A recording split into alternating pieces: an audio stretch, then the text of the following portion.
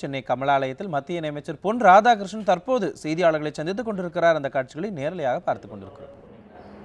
ஆட்சியில் அமரும்போது செய்யணும் திட்டங்களை ஆட்சி முடியும் தருவாயில் தான் செய்வீங்கன்னு சொல்லிட்டு ஸ்டாலின் குற்றம் சாட்டியிருக்காரு.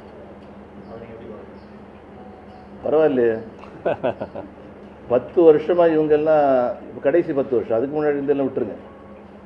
அதுக்கு முன்னாடி 5 வருஷம் இருந்திருக்காங்க, அதுக்கு முன்னாடி வந்திருக்கிறாங்க. அப்பெல்லாம் தமிழ்நாட்டில் ஒரு திட்டம் கூட கொண்டு வரணும்னு சொல்லிட்டு இவங்களுக்கு தோணலை. நீங்கள் செய்த துரோகம், தமிழ் சமுதாயத்திற்கு தமிழகத்திற்கு நீங்கள் செய்திருக்கக்கூடிய துரோகம், மன்னிப்பு கேட்க வேண்டும். அவர்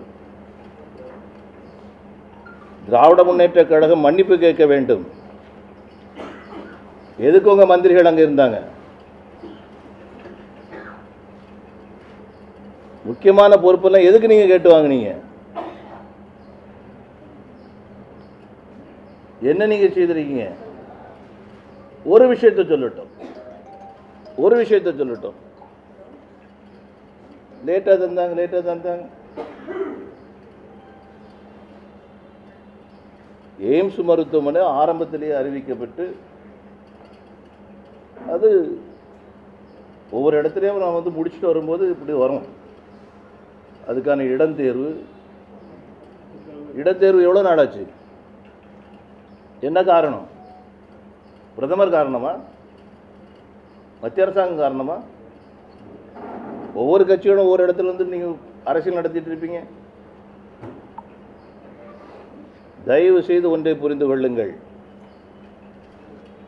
கொடுக்கிற கையை வெட்டி எறியக்கூடிய வேலைகளை பண்ணாங்க.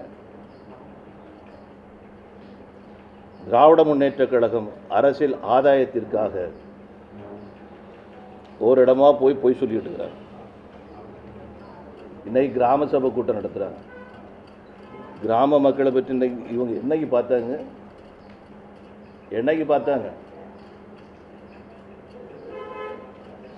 எத்தனை இடம் இவங்களுடைய ஆட்சி நடந்திருக்குது?